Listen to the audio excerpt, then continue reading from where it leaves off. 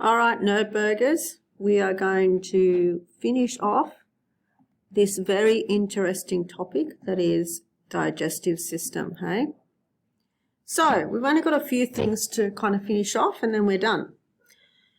So nucleic acids. We know that nucleic acids are DNA and RNA. So the nucleic acids that we bring into our bodies, we break them down into their building blocks, which are nucleotides. And nucleotides is then we use it to make our own nucleic acids.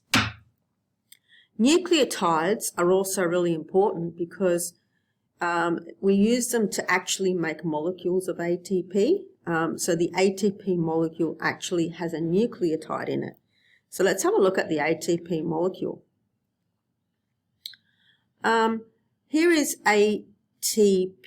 It's adenine triphosphate, okay?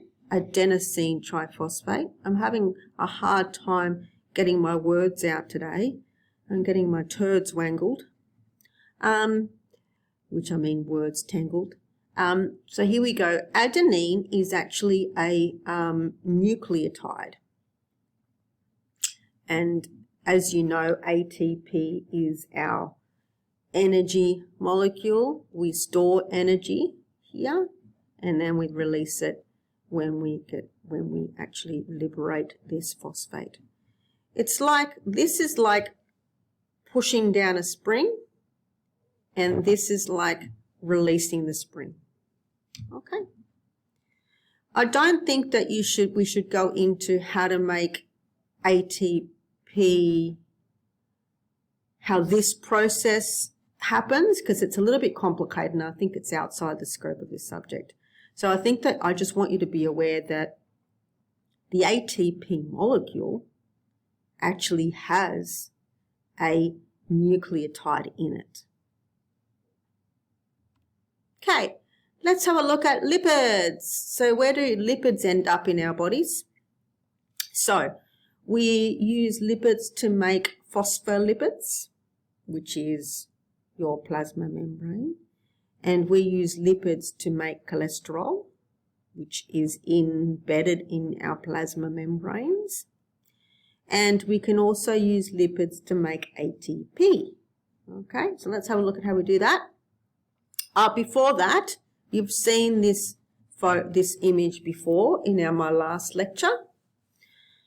Remember that we finished off saying that chylomicrons are the little transport vesicles. So remember in our last lecture, we saw that these were packaged up in the epithelial cells of the small intestine, and then they end up going into our lymphatic system. So that's where we ended up finishing our story in our last lecture. So this is where we're at. Here is our chylomicron. And the chylomicron eventually ends up so the lymphatic system will drain into the venous system.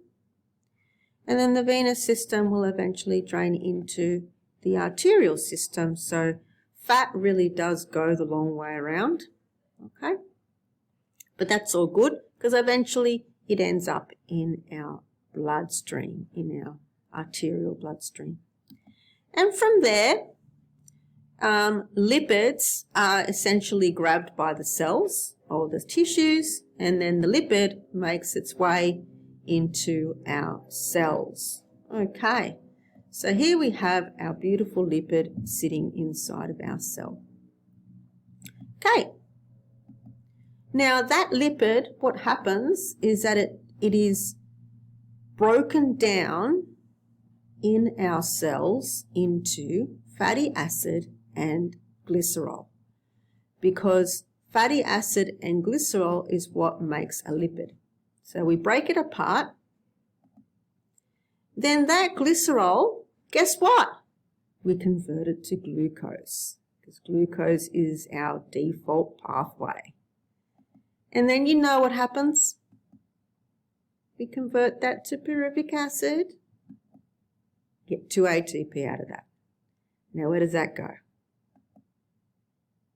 And oxygen also goes to our beautiful mitochondrion. And there we make lots and lots of ATP out of that.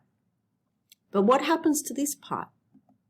The fatty acid actually joins in the party inside the mitochondrion and is involved in reactions there to make ATP. You don't need to know about those. All you need to know is that the fatty acid eventually ends up in the mighty mitochondrion as well and joins in the chemical reactions there. Happy days! What happens if we don't have any oxygen? Let's have a look and see. Here we go, lipid goes in. We know the lipid is broken down into its components, fatty acid, glycerol. We know what glycerol does. We convert that to glucose because we love glucose. That's our default pathway. ATP out of that and lactic acid. So we don't get a lot of ATP out of it. And then this goes into this pathway and kind of is involved in that pathway. Okay, so as you can see, we get far less ATP out of lipids if the mitochondria and oxygen are not involved. All right, so I think this is the last slide for this one, but I just want you to understand a few things. Oh, no, it's not. It's okay. Oh. Right, I'm going to let you watch that yourself and make notes on it. So the body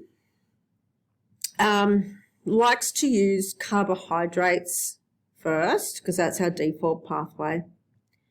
And then it uses lipids and proteins if there are no carbs available because we can always convert them to glucose. If there's nothing around, if there are no carbs, no lipids, no proteins available in the bloodstream, then the body has a plan B, okay?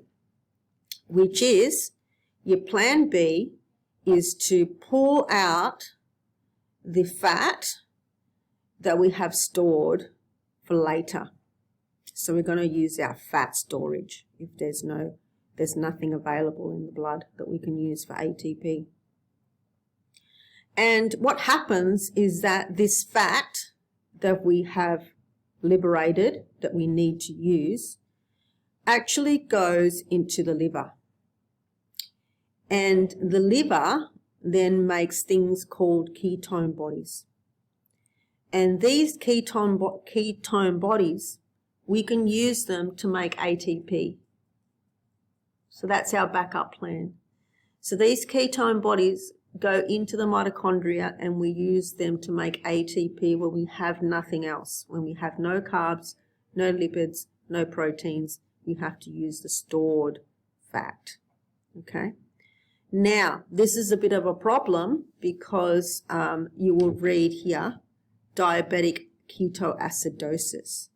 The problem is that if someone is in starvation mode, they are using their stored fat for fuel, means that they're making ketone bodies, and ketone bodies are actually very acidic.